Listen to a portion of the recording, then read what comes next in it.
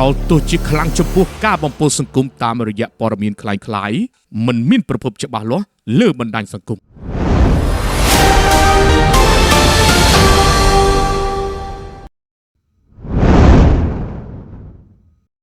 រាជរដ្ឋាភិបាលកម្ពុជាបានចេញសារដាស់តឿននិងថ្កោលទោសយ៉ាងដាច់អលង្ការចំពោះសកម្មភាពរបស់បុគ្គលនិងគណនីបណ្ដាញសង្គមមួយចំនួនដែលចរាចរព័ត៌មានគ្មានប្រភពច្បាស់លាស់និងមិនអាចទុកចិត្តបានដែលបង្កការបំពុលបរិយាកាសសង្គមយ៉ាងធ្ងន់ធ្ងរបំផុតរាល់សកម្មភាពអសិលធម៌ទាំងនេះកំពុងធ្វើឲ្យប៉ះពាល់យ៉ាងធ្ងន់ធ្ងរដល់ស្ថិរភាពសន្តិសុខនិងសណ្ដាប់ធ្នាប់សាធារណៈរបស់ប្រទេសកម្ពុជា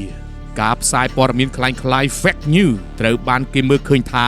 ជាយុទ្ធសាស្ត្រនយោបាយកខ្វក់ដែលមានគោលដៅបង្កចលាចលបំបែកបំបាក់សាមគ្គីភាពជាតិនិងរារាំងដល់កិច្ចខិតខំប្រឹងប្រែងរបស់រាជរដ្ឋាភិបាលក្នុងការថែរក្សាភាពសុខសាន្តសន្តិភាពនិងការអភិវឌ្ឍជាតិខ្លឹមសារញុះញង់បំភ្លៃការពិតនិងបំពុលបរិយាកាសទាំងនេះត្រូវបានបង្កើតឡើងដោយចេតនាអាក្រក់បំផុតដើម្បីបំភាន់មហាជននិងបង្កឲ្យមានការស្អប់ខ្ពើមក្នុងសង្គម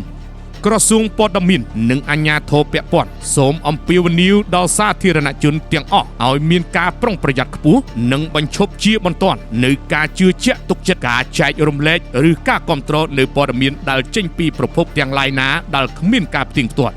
ការបង្កើតនិងការចែកចាយព័ត៌មានមិនពិតមិនមែនជាការអនុវត្តសេរីភាពសារព័ត៌មាននោះទេប៉ុន្តែវាជាបទល្មើសដែលត្រូវទទួលខុសត្រូវចំពោះមុខច្បាប់ជាធរមានរាជរដ្ឋាភិបាលនឹងចាត់វិធានការផ្លូវច្បាប់យ៉ាងតឹងរ៉ឹងបំផុតប្រឆាំងនឹងជនល្មើសទាំងឡាយណាដែលបង្កប្រើប្រាស់បណ្ដាញសង្គមជាឧបករណ៍ដើម្បីបំផ្លាញផលប្រយោជន៍ជាតិនិងសន្តិសុខរបស់ប្រជាពលរដ្ឋភាពស្ងប់ស្ងាត់និងវឌ្ឍនភាពដែលកម្ពុជាសម្រេចបានត្រូវបានការពារយ៉ាងដាច់ខាតពីឥទ្ធិពលអវិជ្ជមានដែលគេហៅថាជំងឺព័ត៌មានដ៏កខ្វក់ Infodemate